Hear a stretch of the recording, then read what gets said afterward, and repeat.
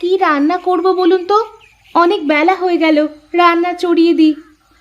মা, আমার তো বয়স হয়েছে, এখন আমার কাছে শোনার কি দরকার? তোরা নিজে নিজেই আজ থেকে সব সিদ্ধান্ত নিবি, কি করবি না করবি। এ কেমন কথা বলছেন মা? আপনি যতদিন আছেন ততদিন আপনি আমাদের অভিভাবক, আপনি বাড়ির সব সিদ্ধান্ত নেবেন। না রে মা, আমার বয়স শেষ, এখন তোদের সংসারের দায়িত্ব তোদেরই নিতে হবে। আচ্ছা মা, তাহলে আমি আজ খিচুড়ি রান্না করি। আচ্ছা ঠিক আছে মা, সাথে শুকনা মরিচ ভর্তা করিস। ঠিক আছে মা, তাই করব।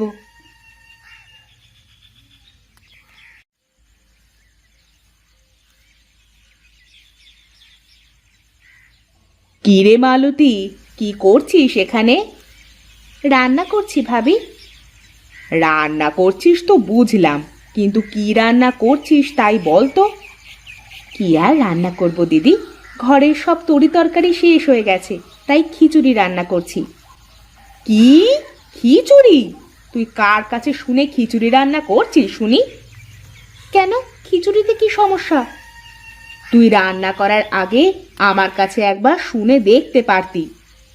আমি তো মায়ের কাছে শুনে এসে তারপরে রান্না করতে বসেছি।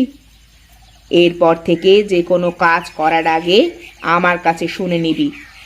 কেন, আমি তো মায়ের কাছে শুনে তারপরে রান্না করেছি, আর মা যতদিন বেঁচে আছে ততদিন মা তো এ বাড়ির অভিভাবক। তোর এত বড় সাহস, তুই আমার মুখে মুখে কথা বলিস? এখানে সাহসের কি হয়েছে? আমি তো ঠিকই বলেছি।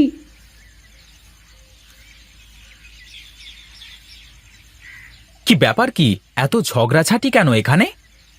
দেখো না, আমি মায়ের কাছে শুনে রান্না চাপিয়েছি, আর ভাবি আমাকে বলছে যে তার কাছে শুনে রান্না করতে।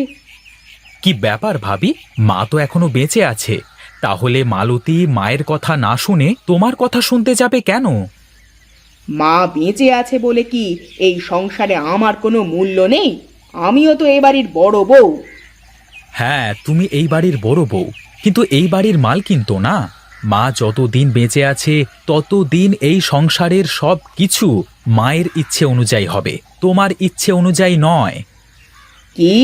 আমাকে এইভাবে অপমান করলে তোমরা? আমি এই অপমানের কথা ভুলবো না, এই আমি বলে দিলাম। আমি আজ থেকে আলাদা হয়ে যাব। এই দেখো ভাবি, এই সামান্য ব্যাপার নিয়ে সংসারে কোনো অশান্তি বাঁধিও না দয়া করে। কি? অশান্তি আমি বাঁধাচ্ছি? এত বড় অপমান!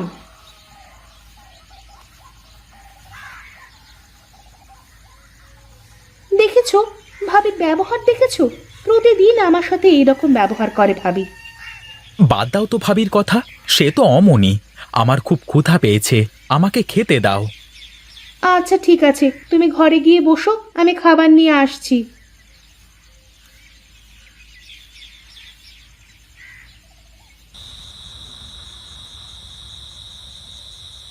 কি ব্যাপার, তোমার মন খারাপ মনে হচ্ছে? তা কি হয়েছে শুনি? না, তোমার আর সেই কথা শুনে কোনো লাভ নেই। আমার কথা তোমার মাথায় ঢুকবে না। ও, বুঝেছি আমি। তুমি মনে হয় বাপের বাড়ি যাবে, তাই না? অনেক দিন তো হয়ে গেল বাপের বাড়ি যাওয়া হয়নি। চলো চলো, শ্বশুর বাড়ি থেকে ঘুরে আসি। না, আমি কোথাও যাব না। নিজের বাড়িতে সুখ না থাকলে কি আর অন্য কোথাও সুখ খুঁজে পাওয়া যায় নাকি? কেন, বাড়িতে আবার কি হয়েছে যে বাড়িতে সুখ নেই বলছো? কি আবার হবে? তোমার ছোট ভাই আর ভাইয়ের বউ মিলে আমাকে যা খুশি বলে অপমান করেছে। তা কি বলেছে ওরা, বলো তো শুনি।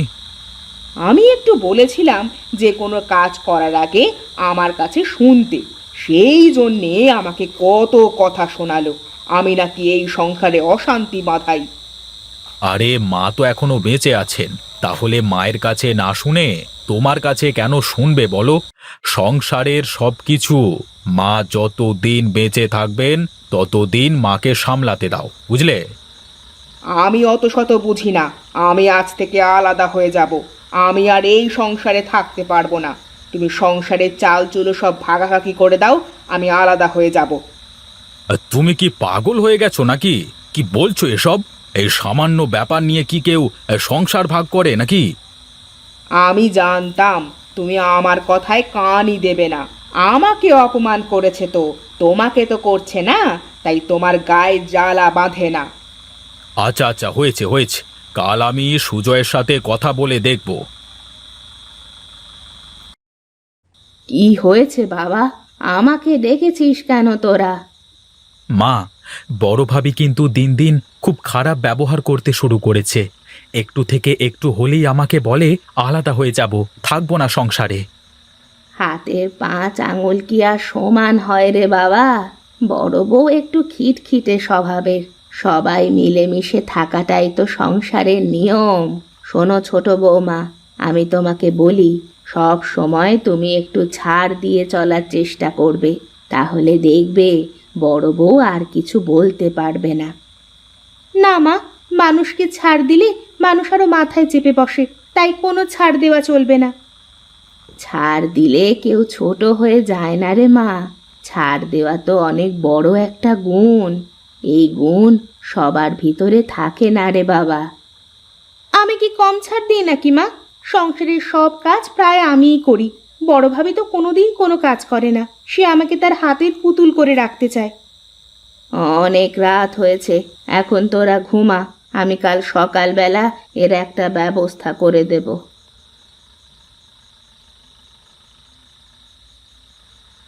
আজ অনেক দিন হয়ে গেল মেয়েটাকে দেখি না। মেয়েটাও অনেক দিন আমাদের বাড়িতে আসে না। মেয়েটাকে দেখতে বড় ইচ্ছে করছে গো।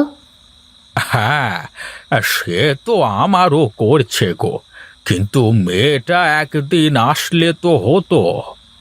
আমরা তো অনেক দিন হয়ে গেল মেয়েটার বাড়িতেও যাই না। চলো না, মেয়েটার বাড়ি থেকে একদিন ঘুরে আসি। তা তুমি মন্দ বলনি, একটু যাওয়া আসা না থাকলে আতিথেয়তা থাকে না। আর চলো, কাল বিকেল বেলায় যাই, মেয়েটার বাড়ি থেকে ঘুরে আসি। ঠিক আছে, তাই হোক, চলো কাল যাই।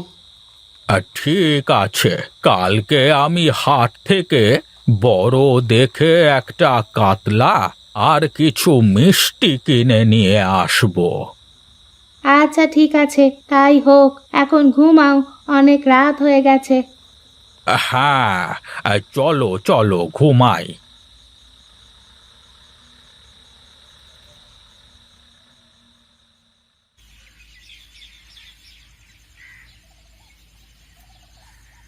ওগো, কোথায় গেলে? আমাকে এক ঘটি জল দাও তো, হাত মুখ ধুয়ে বাজারের দিকে যাই একটু।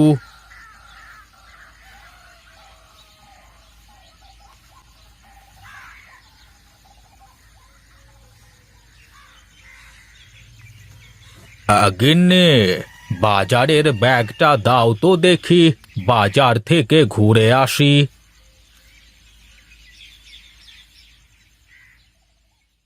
এই নাও ব্যাগ, তাড়াতাড়ি ফিরে এসো কেমন?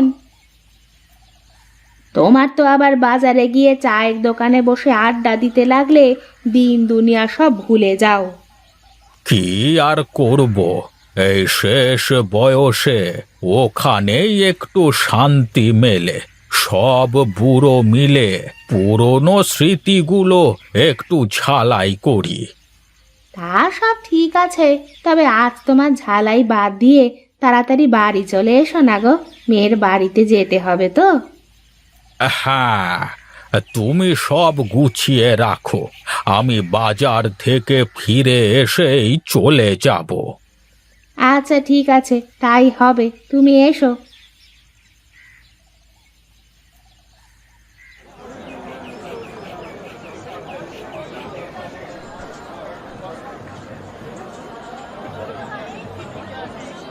আরে হরিহর কাকা, কি মাছ দেবো আপনাকে? দে দে, বড় দেখে আমাকে একটা কাতলা মাছ দে দেখি। মেয়ের বাড়িতে যেতে হবে, বুঝলি তো। হ্যাঁ আচ্ছা কাকা, এই নাও, এই বড় মাছটা নিয়ে যাও, খুব ভালো হবে।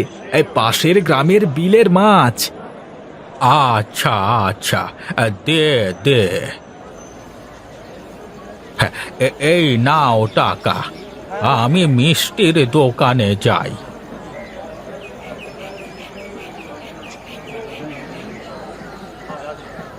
এই ভোলা, আমাকে ভালো দেখে কেজি 5 মাছ দে দেখি।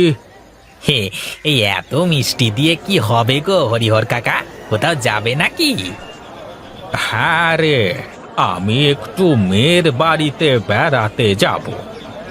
আচ্ছা আচ্ছা, ঠিক আছে, দাঁড়াও, আমি ভালো দেখে ছানার মিষ্টি দিচ্ছি। আজ সকালবেলায় বানিয়েছি। এই নাও টাকা।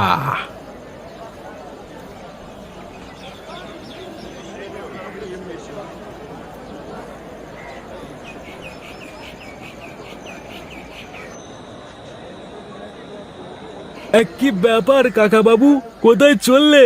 বাড়ি যাবে নাকি? হ্যাঁ রে গণেশ, হ্যাঁ, ভালোই হয়েছে তোর সাথে দেখা হয়ে। আমরা আমরা আজকে মেয়ের বাড়িতে যাব। হ্যাঁ, আমাদের দিয়ে আসতে পারবি তুই? কেন পারবো না, অবশ্যই পারবো। বেশ বেশ, চল তবে।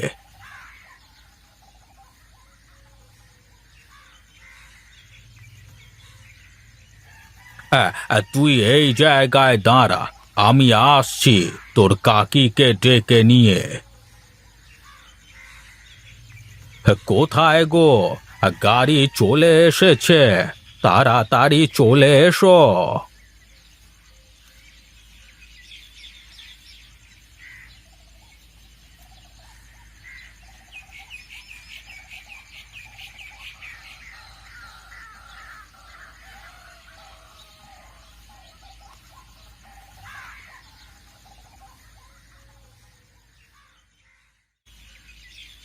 মা, বাবা, তোমরা কতদিন পর আসলে আমাদের বাড়িতে। আমি ভাবছিলাম আমি যাব বেড়াতে। এসো, ভেতরে এসো। হ্যাঁ রে মা, তোকে দেখতে বড় ইচ্ছে হচ্ছিল, তাই চলে আসলাম। ভালোই করেছো, এসো ভেতরে গিয়ে বসো।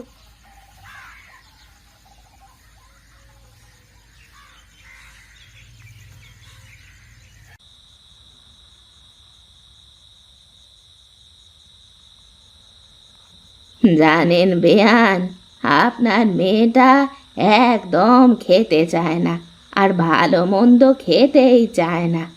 বাপের বাড়ি থেকে ভালো মন্দ না খেলে কি আর খাওয়া যায়? সারা জীবন ঘাস পাতা খেয়ে এসেছে বাপের বাড়ি থেকে, এখন কি করে ভালো মন্দ খাবে? হ্যাঁ, এইবার কিন্তু বেশি বলে ফেলছো তুমি ভাবি। আমাকে অপমান করলে আমি কিছু বলতাম না, কিন্তু তুমি আমার মা বাবাকে কি করে অপমান করতে পারো? আমি খেলে এখানে সব খাবার খেয়ে ফেলতে পারি, কিন্তু তোমার মতন চোখ বুজে আমি খেতে পারি না গো। খেতে পারলে তো খাবি। ঠিক আছে, তাহলে এসো, দেখি কে বেশি খেতে পারে। ঠিক আছে, আজ যদি আমি বেশি খেতে পারি, তাহলে আজ থেকে তুই আমার কথা মতো চলবি, বুঝলি? আর যদি আমি জিতি, তাহলে তুমি আমার কথা মতো চলবে। আচ্ছা ঠিক আছে, তাই হোক। তোরা কি লাগালি বলতো? থাম, তোরা থাম। ওদেরকে এই প্রতিযোগিতা করতে দিন বেয়ান, তাহলে দুই বউয়ের ঝগড়া যদি থামে।